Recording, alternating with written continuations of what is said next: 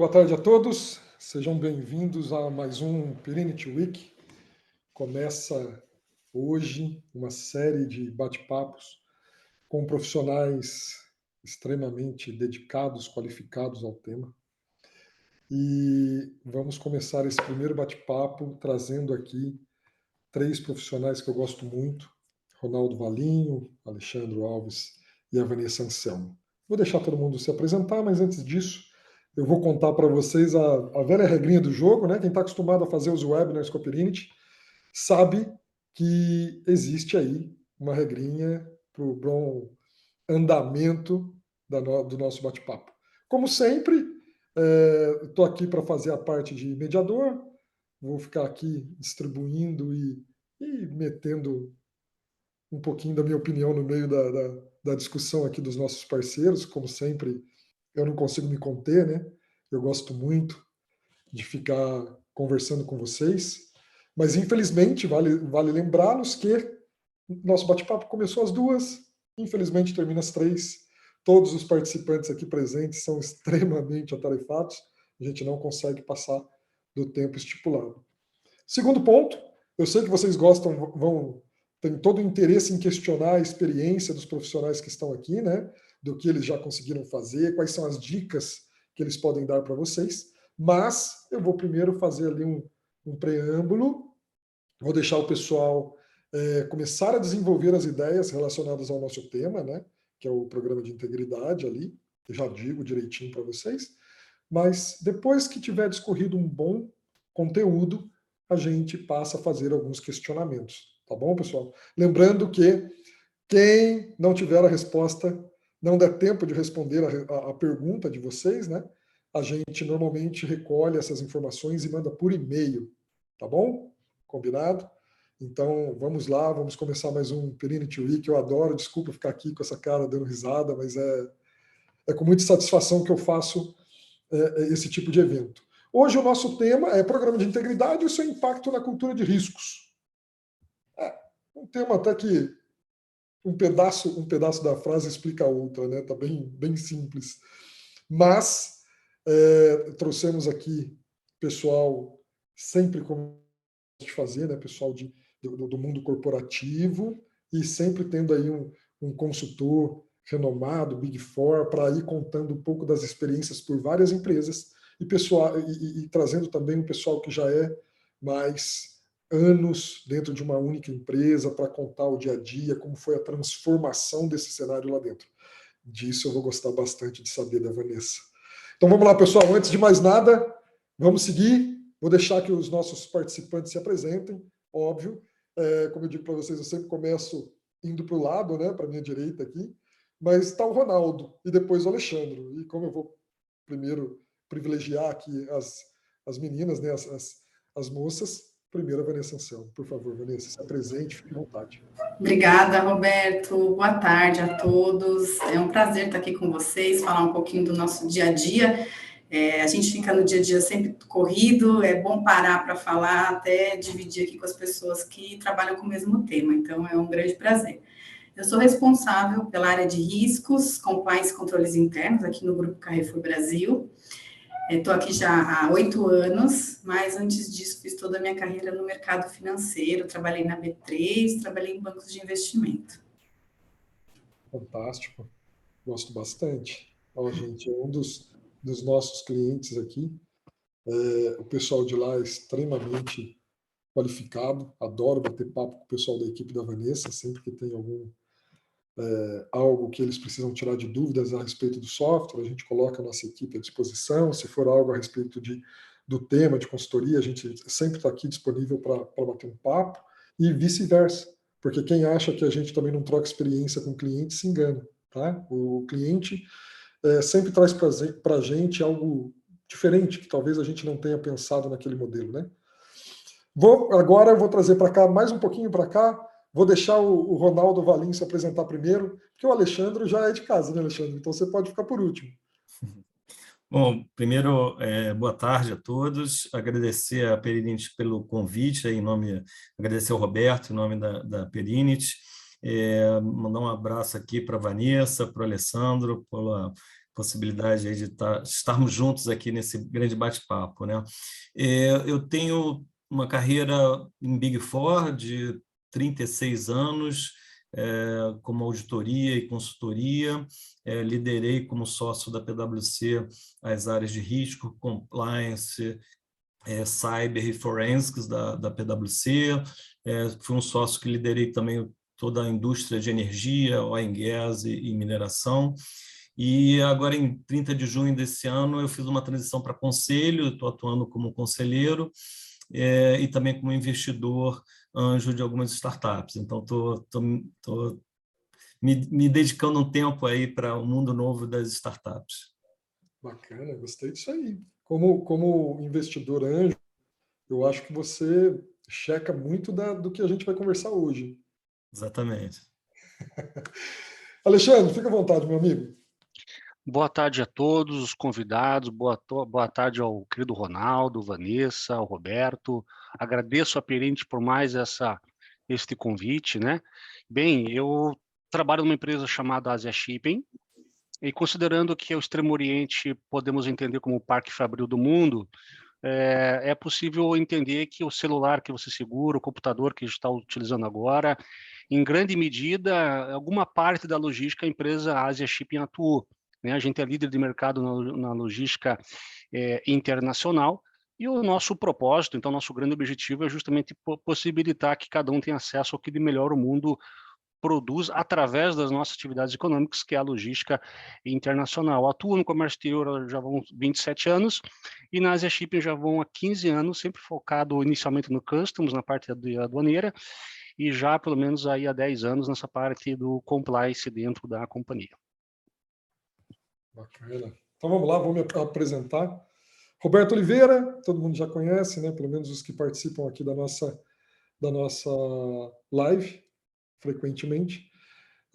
Sou o head aqui da área de segurança da informação e também da consultoria de serviços, né? Das atividades aqui internas que a gente executa para a própria Perinity, tirando dúvidas de cliente, coisa do tipo. Vamos começar um pouquinho desse tema. Eu acho que é legal a gente introduzir nesse cenário do programa de integridade e seu impacto na cultura de riscos.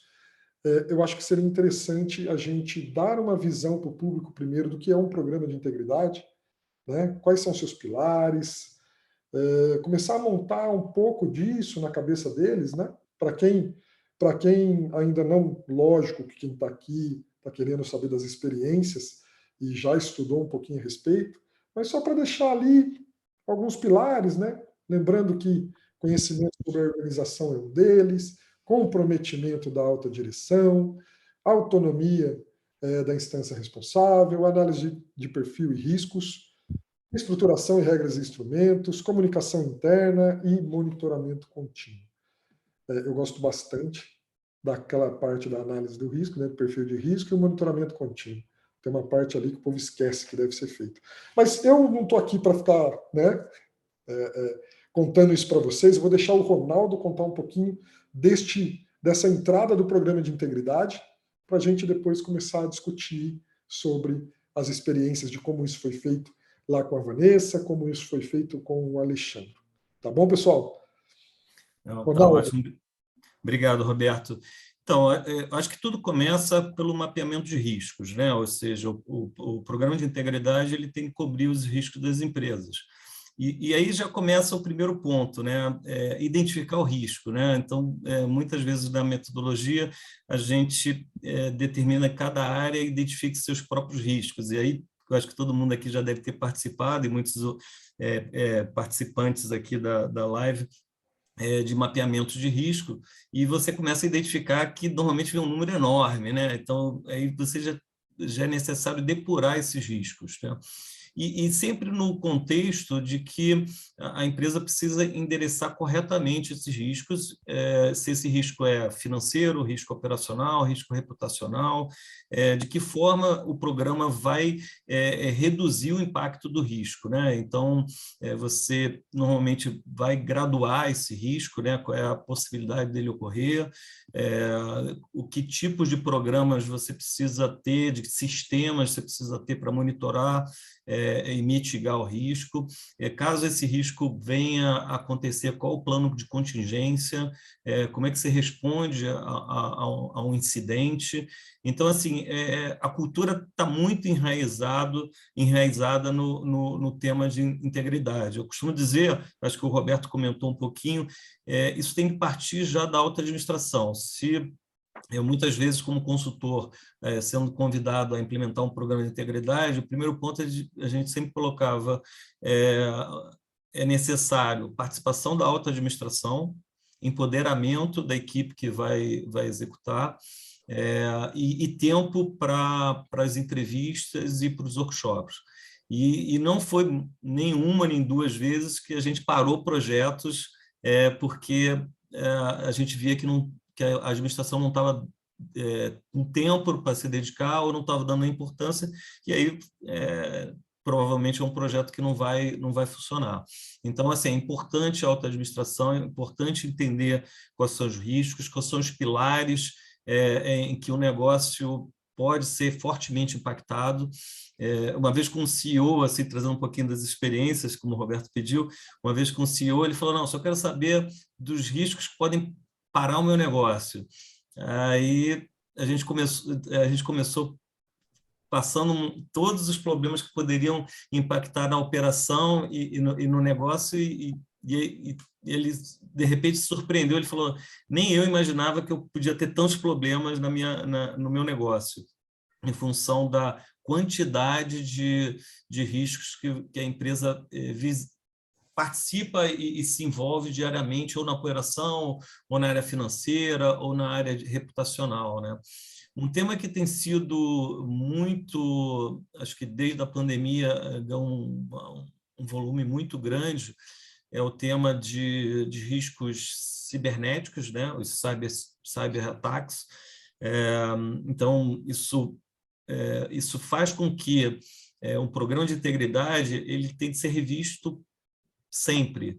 Ele tem que estar sempre sendo os riscos e o programa precisa ser atualizado, porque você vem vivenciando riscos frequentes, novos riscos frequentes. Quem imaginava que a gente ia passar por um período de pandemia, onde, de repente, todo mundo ia trabalhar de casa? Como é que se prepara para isso?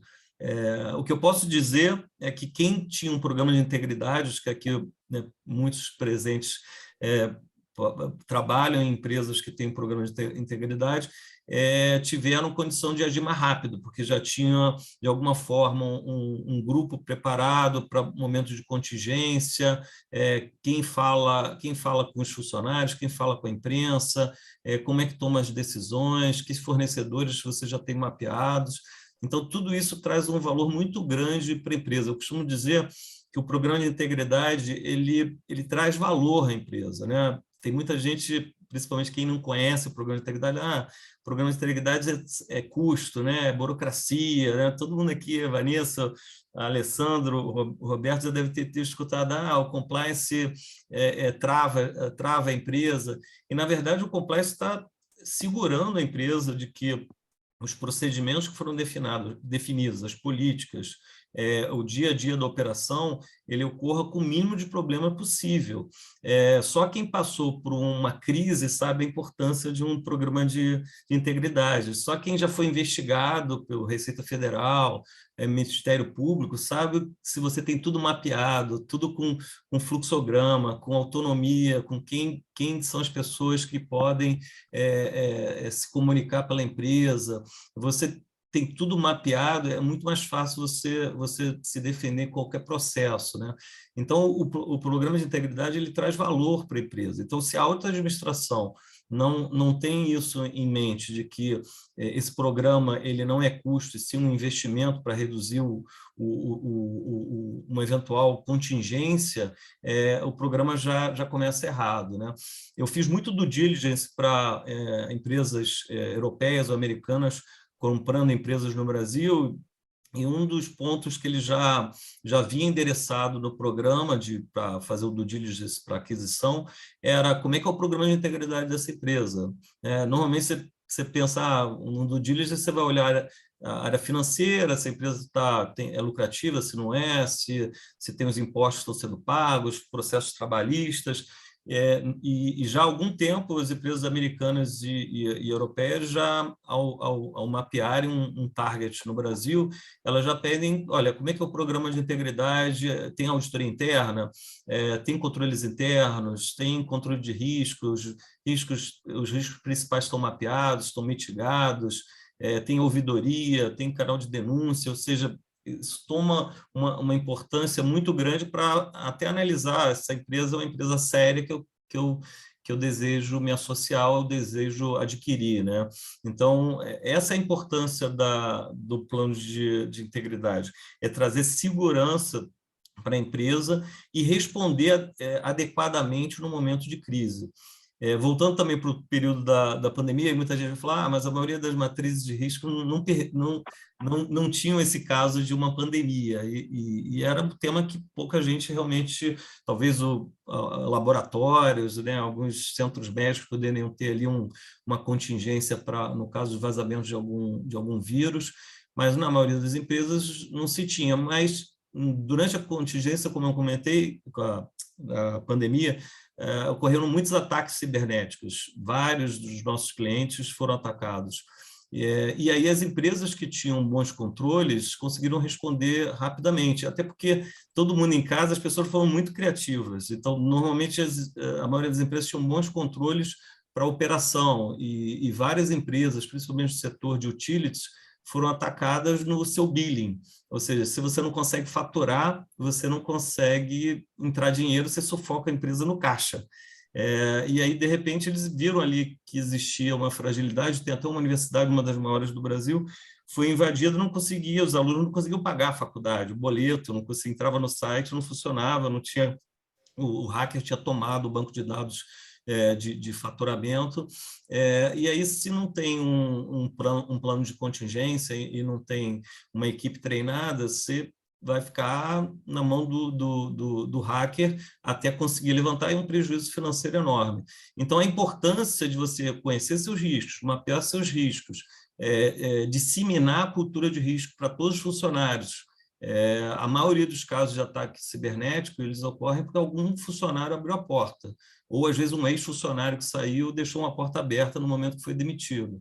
Então, assim, a cultura de riscos é importante disseminar, não é um grupo ao diretor de riscos, ou diretor de compliance, ou conselho, ou a presidência responsáveis pelo compliance. O compliance tem que ser disseminado para todos os funcionários para que tenham a cultura de que o programa só funciona se todos agirem para que o plano funcione, né? E que ao ocorrer uma contingência, que vai ocorrer a contingência mesmo com quem tem um programa de integridade, você vai responder mais rápido, você vai ter ganhos, enquanto uma empresa pode ficar paralisada um mês, eventualmente, muitos de vocês devem notar, às vezes o banco não está funcionando, o aplicativo, ele fica ali meia hora sem funcionar, 15 minutos, é porque alguém acionou ali um ataque e eles tiram do ar o aplicativo por 10, 15 minutos, ele volta a funcionar porque já foi resolvido. E se não tiver um plano de contingência muito bom, com uma equipe preparada e treinada, você vai eventualmente paralisar por dias a tua operação. Acho que eu tentei dar um resumo aqui dos riscos financeiros, os riscos reputacionais, o tema muito frequente aí pós-pandemia, que foi o cibernético, um pouco do tema operacional, né? Mas aí deixar um tempo aqui, senão eu tomo muito tempo dos colegas aqui na apresentação.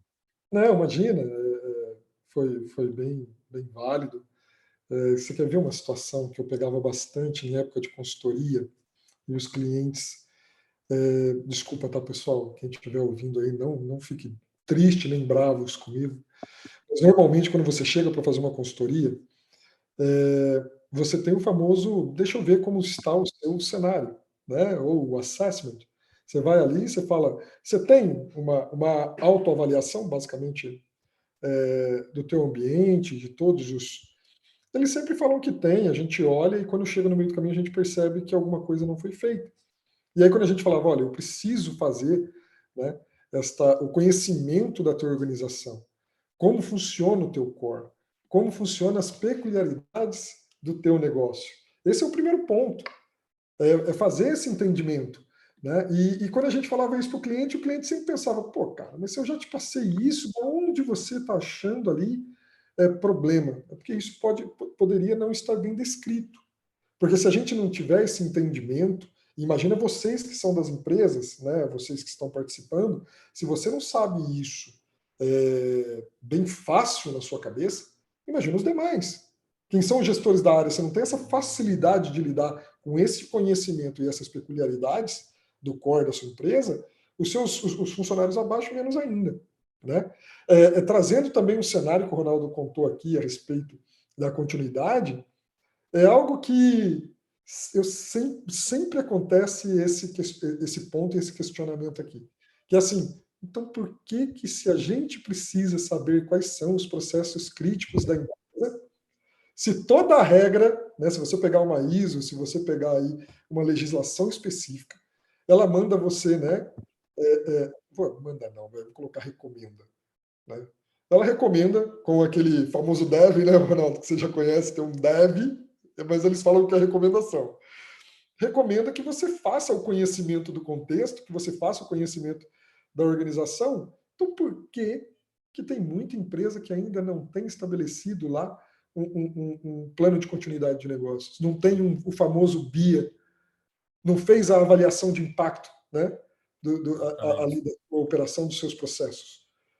É incoerente, mas eu vou deixar um pouquinho desse papo um pouco mais profundo, que eu não quero me meter aqui nas experiências de vocês, vou deixar um pouco mais para o final. Vanessa, conta para a gente um pouquinho como foi esse desenrolar dentro da empresa que você está hoje. O Ronaldo comentou agora sobre a disseminação da cultura, né? Eu costumo falar que não adianta a gente ter uma Ferrari nas áreas de controle se a gente não vender essa ideia para o negócio. Porque, afinal, eles são a primeira linha, né? Então, hoje eu estou no varejo, mas passei bastante tempo no mercado financeiro e as empresas, os diferentes segmentos têm motivações diferentes para implementar os controles, para fazer o que as áreas de segunda linha estão dizendo, né? Então, isso é muito importante você conhecer e você estar do lado do negócio. Então, muito além do dia do treinamento. Então, a gente tem, a legislação pede que a gente dê os treinamentos, que a gente prove que fez toda o aculturamento das áreas, né? Mas muito além disso, no dia a dia, né? Como é que a gente vai fazer com que a área de negócio, aquela área que no fim do dia, em qualquer segmento, ela está focada em bater as suas metas, em cada área tem lá os seus objetivos, como é que a gente faz para ela olhar para o que as áreas de controle e compliance estão dizendo, né? No mercado financeiro e em outros segmentos muito regulados, a gente tem o regulador em cima da gente quase que diariamente. Então, está lá a motivação, a gente consegue usar esse discurso com as áreas para que olhem para esse tema. Agora, num segmento não tão regulado, a gente precisa entender o negócio, como o Roberto falou, então, como é que a gente vai vender essa ideia, né? E aqui no Carrefour a gente teve um projeto muito bacana, já há alguns anos, que é o programa de embaixador de riscos e embaixador de ética.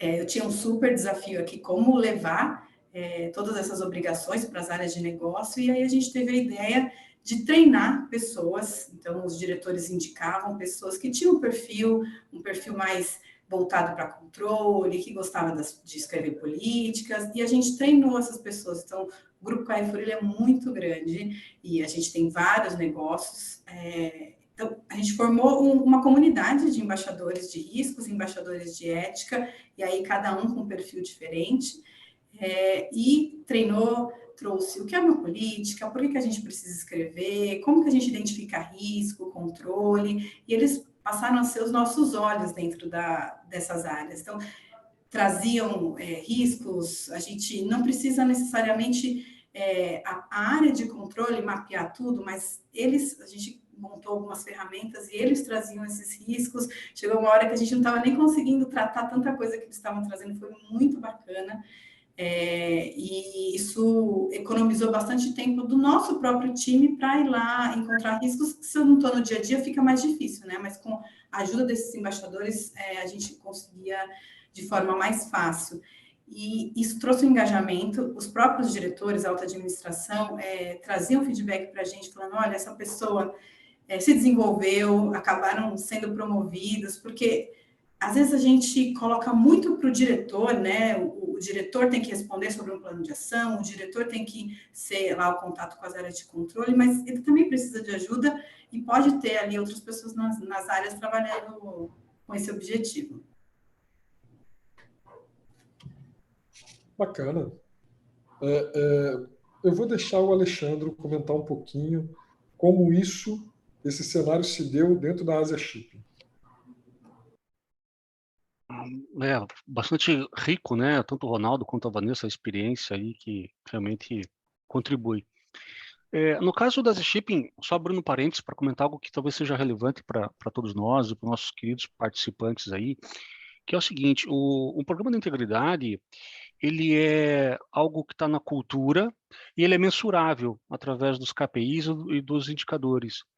Ele é valorativo, porque uma empresa que contém um programa de integridade, ela tem um valor de mercado muito superior àquela que não tem. E qual é o objetivo disto? É porque o investidor que se encontra, e o Ronaldo pode falar muito melhor do que eu, uma empresa que demonstra todos os controles da existência do programa de integridade, o investidor fica mais seguro de justamente investir. E o programa de integridade, ele tem a condição da impermanência, porque a empresa pode deixar de ter o programa de integridade pelas faltas, pelas questões relacionadas aos órgãos regulatórios, né, os reguladores. Então, é uma condição que ela merece ser cuidada, né? Por isso que ele é algo vivo, né? Todo dia o empresário abre novos projetos, produtos, fornecedores, parceiros, e isso precisa estar dando contorno, conformar a todo este movimento, né? E quando essa integridade ela se torna recorrente, você atinge a tal da governança, porque a governança vai demonstrar que, independente do produto, do serviço que você faz, a mentalidade ela está incluída, é o tal do design, né? Em privacidade surge muito termo, né? Privacy by design, né? Aí eu gostei desse termo aí do desenho, né? É o desenho desde a concepção, independente, já está implementado, ele não tem dificuldade, né? Na Asia Shipping, a empresa ela tem 27 anos de mercado. Formalmente, a área de compliance surgiu há 12 anos. Aí você fala assim, mas então não tinha um programa de... Claro que tinha. Como é que uma empresa líder de mercado atua sem uma área formalizada? Que vai responder outras perguntas aí, né? O importante é a concepção, a mentalidade. Aí quando a gente veio formalizar, a área foi formalizar rotinas, né? Foi aquilo que já estava na mente. O problema é quando não existe na cultura e você quer de outro lado implementar. Aí você quebra. Agora, se parte da mentalidade, né, da alta direção, desce no nível de gerência, etc., aí fica tudo mais fácil quando a cultura já está experimentada e aquilo se percebe no dia a dia. Agora eu preciso fazer um programa assim. Não, mas você já faz aquilo. Opa, legal, é formalizar. É claro que você tem, conforme o standard que você for pegar para implementar um programa de integridade, você tem uma maior ou menos dificuldade. Muitas vezes você tem que implementar algo, né? Mas na Asia Shipping, para não fugir muito da pauta, Roberto, foi um trabalho relativamente está sendo, né? Porque ele não conclui, ele é contínuo, né? De muito sucesso no sentido do engajamento. Mas o engajamento pressupõe a gente ter adesão da turma. E como que você tem a adesão dos nossos queridos colegas? É você falar algo que seja compreensível ao homem razoável, por assim dizer. Por exemplo, explicar a linha de defesa. Nós podíamos falar que linha de defesa passar uma tarde, mas o que interessa ao ouvinte, a gente usou o exemplo do tipo, olha, para entrar na tua casa ou no teu apartamento tem um portão. Tem um portão, legal. E depois que passa o portão, você tem a porta da sua casa. Tem a porta da minha casa, legal. E para entrar no seu quarto tem outra porta. Sim, isso são linhas de defesa. Poxa, entendi. Agora entendi. Ou seja, são né, barreiras. Então, esse dialeto didático com a turma gera muita adesão, em especial na Asia Shipping, e esse é o sucesso que eu gostaria de compartilhar. Foi assim com o programa de gestão de risco, quando a gente conseguiu, hoje é um sucesso, né? Porque o empresário viu o valor naquilo, ele entendeu, ele trouxe isso para o dia a dia dele.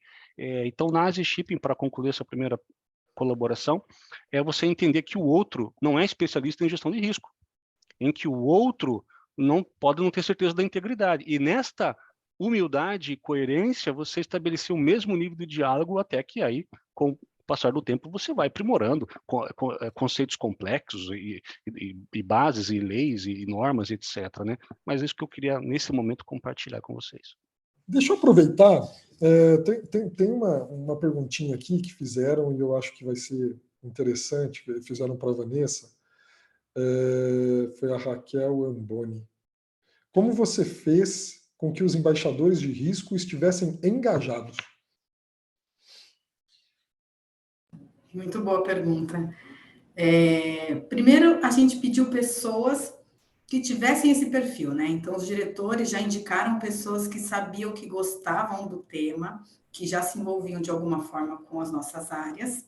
E segundo, todo mundo gosta de prêmio, de festa, então a gente fazia encontros, a gente sorteava alguns prêmios entre os embaixadores, a gente fez um encontro, a gente fez um almoço muito bacana com a alta administração, então também levamos a importância do programa para a alta administração.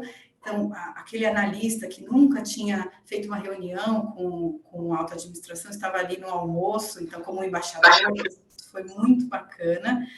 E alguns deles também participaram do nosso comitê de risco. Então, quando a gente ia levar um tema que foram eles que trouxeram, a gente dava cadeira ali para eles participarem.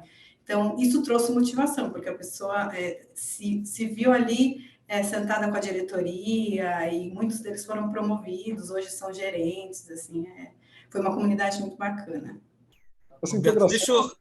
Deixa eu agregar um pouquinho aqui, que essa ideia do embaixador é muito legal, a gente utiliza muito em consultoria, né?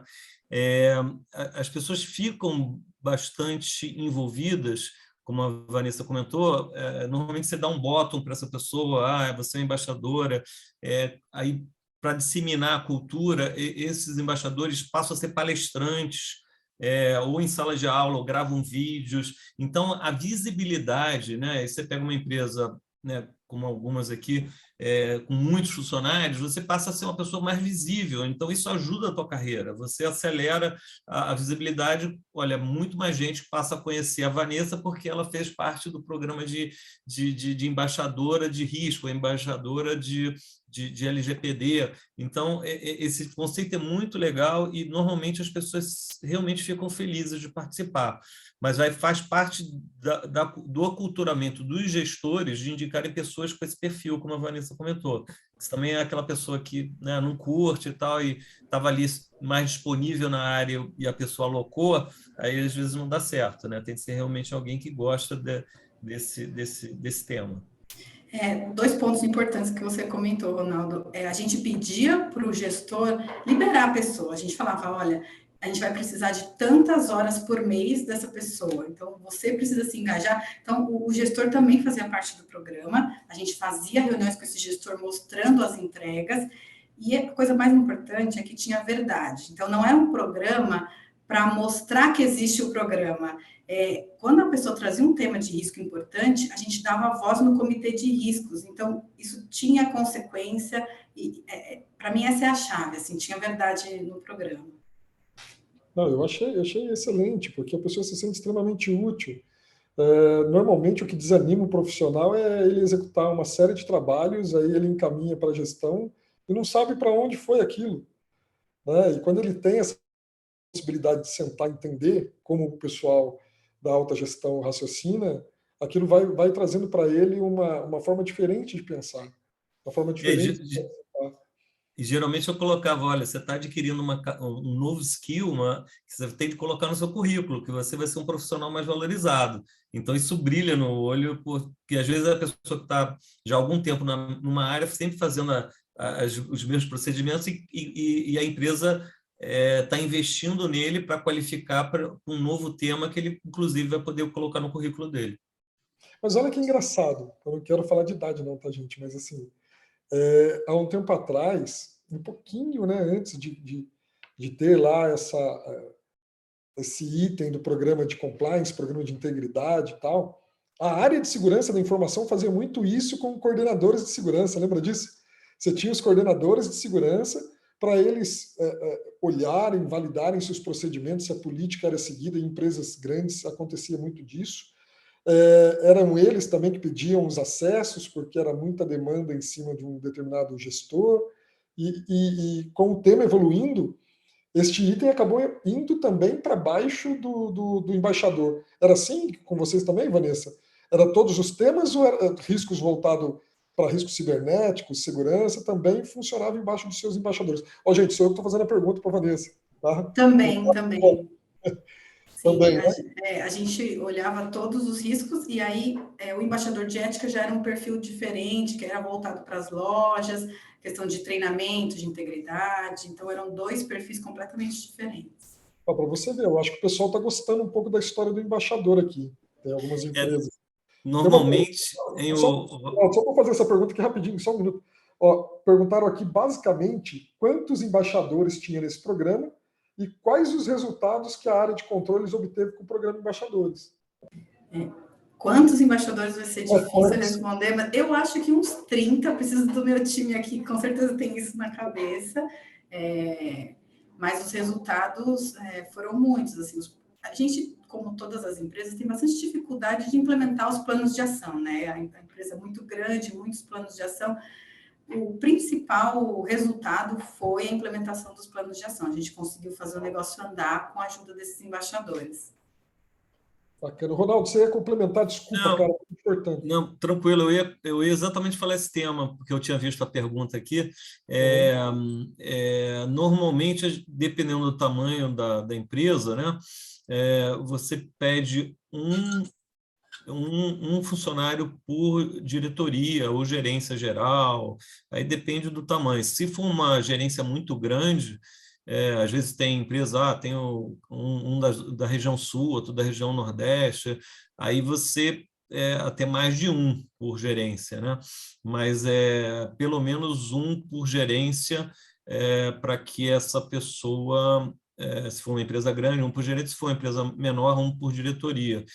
Porque é isso, o tema é disseminar, né? Então, e até é legal porque quando já no papel de auditor, né, quando você vai na empresa verificar se os controles estão sendo implementados ou se o plano está funcionando, às vezes a empresa contrata um terceiro para certificar que o plano está funcionando, e aí você vai na área, às vezes o diretor ou o gerente, não, inclusive tem um embaixador aqui, deixa que eu chamar ele, que ele ajuda todo mundo aqui quando tem uma dúvida. Então, ele passa, além de se disseminar, ele ajuda a diminuir a carga de trabalho da equipe de compliance ou de controles internos, porque ele já responde ali dentro da área algumas dúvidas mais pontuais.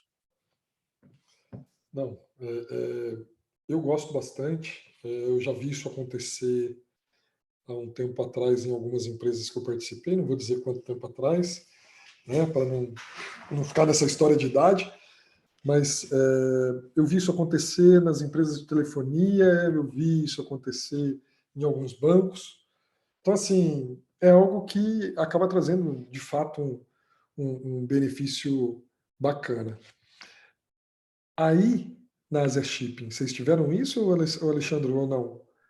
Nós tivemos isso muito focado, acho que o grande valor nosso aqui, um dos projetos de bastante sucesso, foi na implementação da gestão de risco, no sentido da descentralização. Hoje, o gestor de risco, ele é um moderador, a gente conseguiu fazer isso efetivamente. Ele é apenas um moderador. Hoje, a gestão de risco tem lá os seus administradores e cada um apresenta seus riscos, monitora, propõe novos eventos de risco, revisão de nível de risco, né, perfil de risco. Então, hoje está descentralizado em toda a estrutura. Então, lá tem risco de RH, onde a nossa gestora de RH responde, atualiza, recebe lá os dashboard, apresenta para a diretoria, metas de redução de risco, planos de ação, tem lá infraestrutura, que entra a parte de cyber, etc., tem a parte de operação. Então, hoje a nossa árvore é bastante cheia, bastante populosa, haja vista que a própria pauta ESG tem se tornado relevância, então também.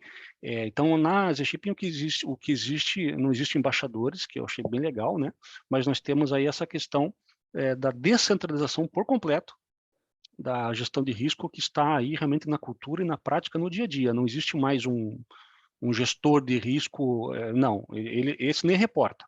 A relação dos acionistas é diretamente com cada responsável de risco, e a gente conseguiu, nesse trabalho prévio, né, não é só a mudança para um sistema, o sistema nos ajudou demais, vale dizer, é o da Perinity, né? Com certeza absoluta, porque era uma área centralizada do bom e velho Excel, e isso tornava invariavelmente uma consolidação na figura de um gestor que respondia a risco das áreas. E agora, hoje não, hoje descentralizada por completo, e hoje nós temos a nossa querida Tayane, que trabalha aqui no Compliance conosco, mas ela é meramente uma moderadora para organizar, mas quem reporta e toda a relação é com cada responsável de risco das mais diferentes áreas. Eu, como já tinha feito um bate-papo contigo, já tinha ciência um pouquinho desse cenário, que a gente já chegou a falar um pouco disso em outra agenda, olha para você ver como encaixa. O Renan, que é um dos participantes aqui, ele disse basicamente isso. O modelo de embaixador de riscos distribuídos funciona, mas é importante deixar claro que ele não é o dono de riscos. Precisa do apoio de todos os representantes de processos e assim vai. E aí ele colocou aqui. Pode ver que vai muito de encontro com o que você está colocando. Essa pergunta aqui, eu vou se o Ronaldo me permite, eu vou direcionar para ele, mais pela experiência vasta em consultoria, que foi o Pedro Henrique que fez. Qual o melhor caminho para o aculturamento de integridade em empresas familiares, que não possuem, é claro, obrigação regulatória? Aí ele foi dando exemplos aqui que alguns eu achei Bacen, CVM, SOX. Não, boa pergunta, porque a Vanessa já tinha tocado nisso. Quando é um setor muito regulado, né, principalmente o setor financeiro, o setor de energia, que a ANEEL tem um regulatório, utilities, a petróleo, que é a ANP. Então, assim, quando tem um setor regulado, tudo é mais fácil, né? Assim, para o time de compliance, pelo menos ele tem o poder ali, ó, se não fizer, vai ter uma autuação, pode perder até, em última instância, a concessão, dependendo do negócio, né? Numa empresa familiar, eu já fiz alguns projetos, né? Começa com uma entrevista com os donos, com a família, com o presidente, né? o conselho, se tiver conselho, que às vezes tem algum fundador está no conselho. Primeiro ouvir, olha, o que vocês entendem de integridade, e colocar alguns temas de preocupação, né? Olha, como é que você... os cuidados que você tem hoje reputacional, né? Se tiver algum funcionário que denuncia algum problema aqui dentro da empresa.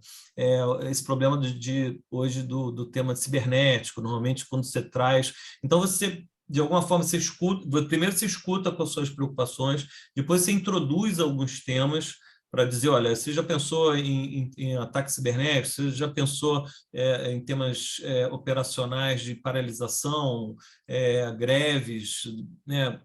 Muito poder num terceirizado, né? Às vezes a gente questiona, olha, parte, 50% do teu negócio hoje está... Se esse terceirizado aqui quebrar, tiver um problema financeiro, como é que você responde e você não... Então, você introduz uma série de problemas, de riscos, né, que eventualmente são conhecidos, outros não conhecidos, e aí, no pressuposto que a alta administração, no caso a família, a empresa familiar, entende, não, eu quero que esse programa, porque isso eu vou dormir, é aquela velha história, né? De você dormir tranquilo, né? Eu quero botar na cabeça no travesseiro, estou tranquilo que existe um programa de integridade, né? e que esse programa vai ser executado e vai reduzir meu risco. Eu sempre, na empresa familiar, eu falo que o programa de integridade é como se fosse um seguro. A ideia é ele reduzir que ocorra um sinistro, né? Que ocorra uma contingência. Isso te traz um conforto maior e dá tempo de responder no caso de um incidente, né? Agora, se eventualmente a família, né, a empresa familiar, não tiver comprada e realmente, vou ter só porque o banco que está pedindo, eu estou pedindo empréstimo, perguntou se eu tenho um programa de integridade, que às vezes hoje também os bancos querem conhecer, fazem o due diligence deles antes de emprestar. E não tem ali, a vontade de ter um programa de integridade, não vai funcionar. Mas aí respondendo, Pedro Henrique, né? Respondendo primeiro, essa conversa, de entrevistar os donos, e às vezes, né, são uma família, tem o pai, os filhos, ou a mãe, os filhos, entrevistar esses profissionais, os que são, em última instância, são as pessoas que vão se responsabilizar pela empresa, entrevistar alguns diretores, apresentar um diagnóstico. Então, normalmente, depois dessas entrevistas, a gente apresenta um diagnóstico dizendo, olha, vocês estão muito bem na questão de riscos operacionais, por exemplo, a operação tem contingência, vocês sabem muito bem fazer, mas vocês não têm nenhuma política de privacidade, você não tem uma política de segurança, você não tem uma política de ética, um canal de ética definido. Então, assim, você começa a trazer o que falta para a empresa. E aí, normalmente, a gente apresenta, olha, um gap análise, né? Ou seja, o que você tem de gap em relação às boas práticas. E aí eu já ouvi, mas eu não quero ser a boa prática de uma empresa listada na CVM porque eu sou uma empresa familiar. Você tem de graduar, né? Você não vai exigir que uma empresa familiar, você vai ter um comitê de risco, você vai ter uma auditoria interna, você vai ter auditoria externa, você vai ter uma área de controles internos, você vai ter de desenhar em relação ao tamanho da empresa. E aí introduzindo os temas, né? Olha, um canal de denúncia, você pode estar implementando, você ter uma matriz de risco implementada, você ter uma política de anualmente revisitar esses esse você contratar aqui, se a empresa já tem um auditor, esse auditor fazer uma revisão anual do plano de integridade e eventualmente ganhando maturidade. Não adianta uma empresa familiar você já entrar querendo que ela tenha uma estrutura e um aculturamento como uma empresa que é regulada, né? Então, você ia introduzindo os temas. Nesses primeiros 6 meses, a gente vai fazer isso. Aí vamos medir os resultados. E isso é muito legal, medir resultados, você dá aqueles quick wins, né? Pequenos ganhos. Teu pessoal está mais atencioso, o retrabalho em algumas áreas diminuiu porque o pessoal está tomando cuidado em não fazer operação com uma empresa que não passou na avaliação de risco. E aí você vai mostrando os ganhos. E aí você, agora vamos cobrir o risco cibernético, agora vamos cobrir o risco reputacional. Então você monta essa matriz, vê o que a empresa tem mais atrasado, o que é mais prioritário para ela, e aí vai implementando. Tem plano de integridade de empresa familiar que a gente levou 2 anos para implementar, do diagnóstico, dessa conversa lá com os donos, a ter um plano já rodando, como o Alessandro falou, ali rodando dentro da empresa, levou 2 anos, e isso com a família querendo que acontecesse, né? Então, não é algo que você vai fazer em 2, 3 meses. Não sei se eu respondi, mas tentei aqui. Você sabe que, tendo toda essa vontade de fazer, já demora. Imagina se não tiver, né? Se não tiver esse engajamento... Não, se não tiver, como eu comentei aqui na introdução, eu já parei o projeto dizendo, e fui para o dono, fui para o presidente, falando, vocês estão com outras demandas, vocês estão no meio de uma outra operação, vocês não estão dando tempo, vamos parar, daqui a 6 meses a gente volta, porque a gente vai entregar um trabalho que não vai funcionar. Então, eu também tenho meu nome, minha reputação, meu comitê de riscos aqui do meu lado, que vai dizer que, olha, você vai entregar um trabalho que não vai agregar valor. Que isso, acho que a Vanessa falou, o Alessandro também, o compliance, o regulatório, o plano de integridade, ele tem de gerar valor. Se for algo que não gera valor, ele vai se perder rapidamente dentro da empresa. E a vantagem do da empresa familiar é que ele tem interesse em saber o que pode acontecer com o dinheiro dele, né? Então, diferente de uma empresa, né, que não tem o dono ali tão próximo, eu acho que tem esse apelo também, né? A gente mostrar o que pode acontecer ali na empresa que é dele, é da família. E eu vejo muito no seguinte sentido. Empresa familiar, eles acabam tomando muitos riscos, né? E se eles não executam esse mapeamento antes para identificar, fica um negócio arriscado, porque você mostra determinados riscos e se você não consegue esse engajamento, se você não consegue esse aculturamento, a pessoa não tem essa visão latente, risco, risco, risco, o que eu posso fazer para mitigar, qual a minha política, eu tenho uma política de risco estabelecida, não tenho.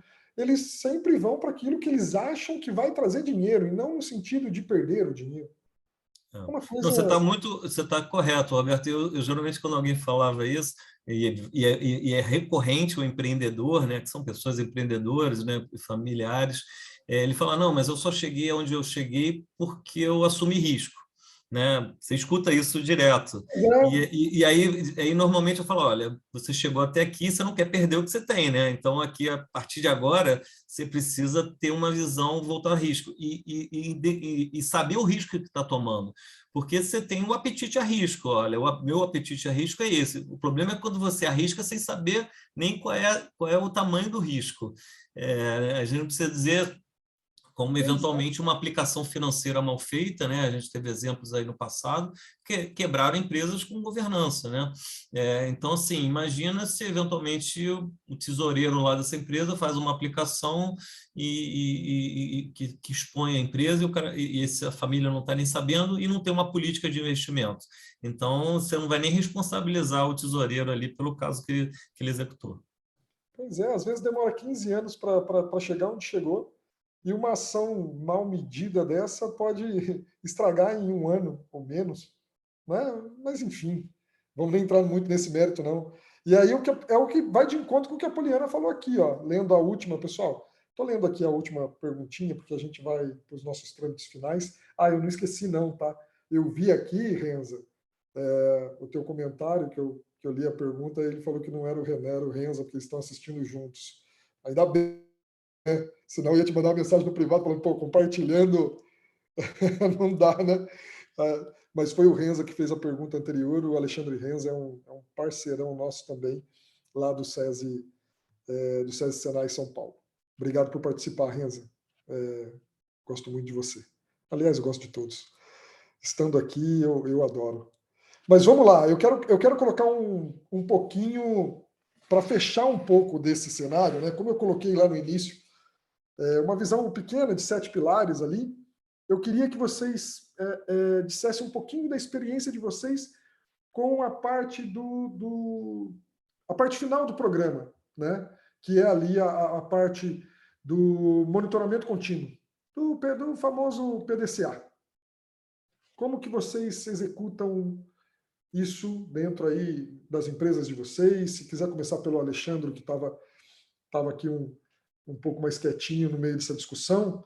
Depois a gente passa para a Vanessa, um pouquinho para o Ronaldo. Pessoal, só lembrando que se vocês estiverem escutando aqui o nosso bate-papo, tiver aí o interesse de conversar com os nossos profissionais aqui, para sanar dúvidas, para perguntar a respeito, seguir os profissionais na rede social, ou até mesmo marcar uma agenda para tocar uma ideia, um bate-papo, se interessar por ver a nossa solução também, que foi o que o Alexandre citou aqui, que é o Perinity GRC. Eu acho que a grande maioria do pessoal que está nessa live já conhece, já sabe do que eu estou falando, né? A gente vai deixar um link, vai disponibilizar um link. O Bueno, que é a minha voz do além aqui, que é o gestor responsável por este evento. Se esse evento está acontecendo é graças 90% a você, tá, Bueno, de organizar, e depois o pessoal aqui também de trazer esse show de conteúdo para todos, tá? Vamos lá, Alexandre? Vamos lá, só rapidinho aqui, Roberto, respondendo a Poliana, que fez uma questão importante aqui, né? Quando vocês acham que o treinamento é perda de tempo e não investimento. E aí eu poderia colaborar falando que ele é perda de tempo quando ele não gera conexão e quando termina um treinamento a pessoa não sabe responder o que ela aprendeu. Né? Isso acontece quando? Quando você vai falar de gestão de risco e quem vai propor o treinamento, vai elaborar o material ou vai vir, ele faz um treinamento pensando que todo mundo é gestor de risco.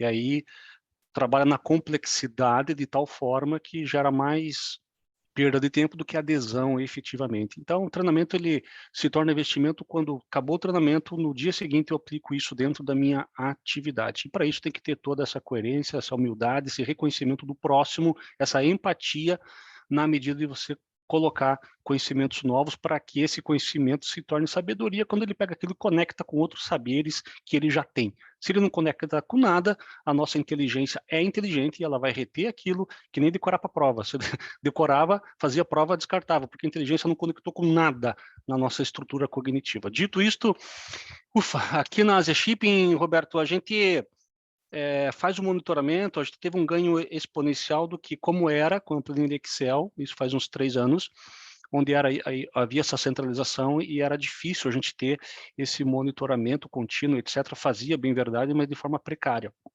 Com o advento da implementação aqui da plataforma da Pirinity, a descentralização, isso ajudou demais e agora nós temos focado muito, né, o gestor de risco que eu falei mais cedo, ele além desse moderador, ele é muito focado nessa questão de plano de ação, de monitoramento, de teste de controle, né, melhoria dos controles, e aí sim, podemos falar na inteligência na gestão de risco, não na operacionalização dela e etc. Né? Então, na Asia Shipping a gente faz isso de forma descentralizada e com o gestor de risco no papel de moderador e focado na cumprimento do plano de ação e nas melhorias que são advindas deste processo. Vou deixar à vontade quem quiser complementar. Vou trazer um ponto que é muito importante aqui no Carrefour, que é o comitê de risco. Então, a gente falou do embaixador, mas a gente também falou que o dono do risco, ele é o responsável, né? Então, quando eu comecei os comitês de riscos aqui, eu trazia os riscos, porque ainda a gente não tinha essa cultura madura. Hoje, a gente já tem um modelo diferente, isso foi um diferencial muito grande para a gente fazer as coisas andarem, ter um monitoramento. O diretor, o dono do risco, que apresenta aquele problema, aquela fragilidade e o que ele vai fazer. Então, eu acho que isso é chave, assim, junto com o embaixador, o comitê de risco é chave no sucesso do programa. Eu tenho certeza que o pessoal depois vai querer conversar contigo um pouquinho, que eu estou escutando muito, vendo muito recado aqui do embaixador. Eu acho que depois o pessoal vai querer trocar uma figurinha com você, Vanessa. Com prazer. Ronaldo? Não, posso fechar. Eu entendo que tem de ser descentralizado, né?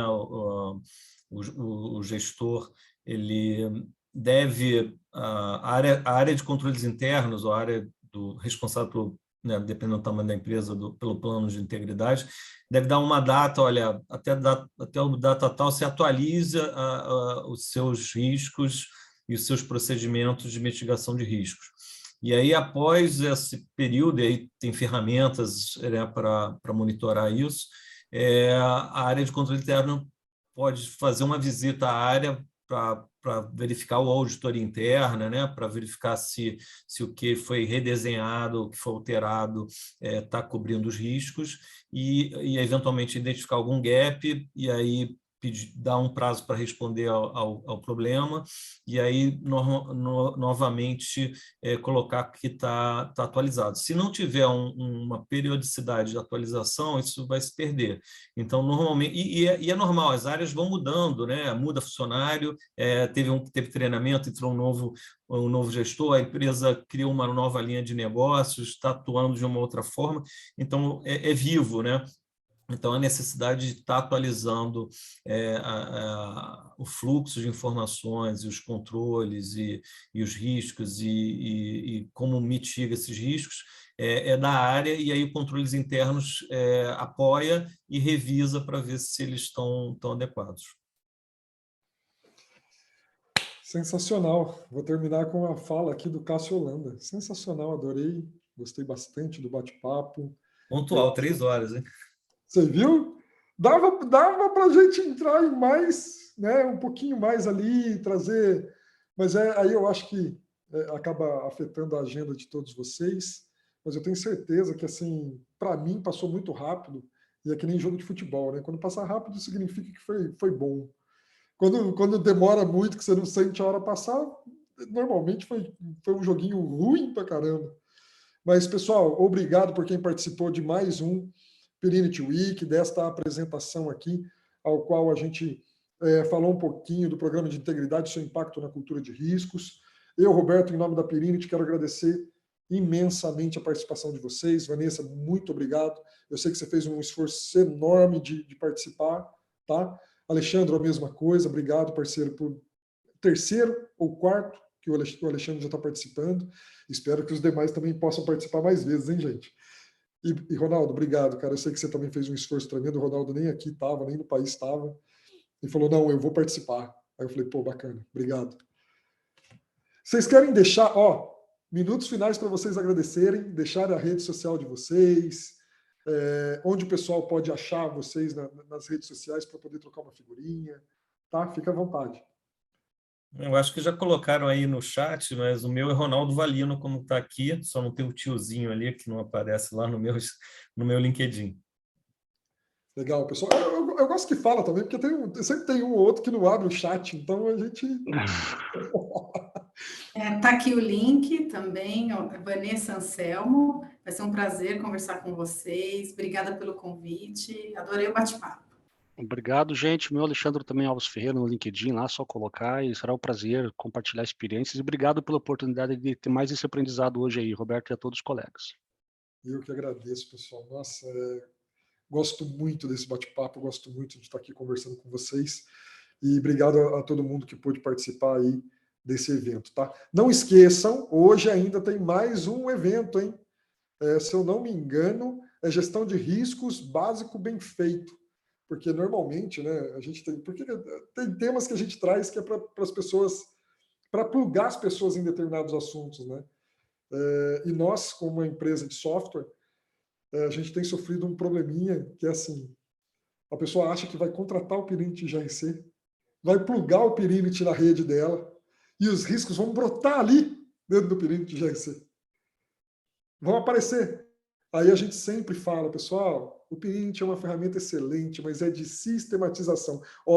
Esse exemplo foi dado por um amigo meu do comercial, que é o Alexandre Burba, o Burba, né, lá do comercial, que eu gostei bastante, é para sistematizar e não para automatizar. Porque automatizar dá a sensação de plugar e chegar ao resultado, assim como as ferramentas de vulnerabilidade, né, que a gente pluga e traz. O Perenity GRC não é para isso, gente. Então, no próximo evento do Perenity GRC, que vai acontecer às 5 horas, nós vamos falar de gestão de risco. Qual é o básico que você tem que fazer? Qual é o básico bem feito? Quais são os artefatos iniciais para uma gestão de riscos? Tá bom? Espero vocês no próximo evento. Um abraço. Fiquem com Deus. Obrigado, tchau. Obrigada.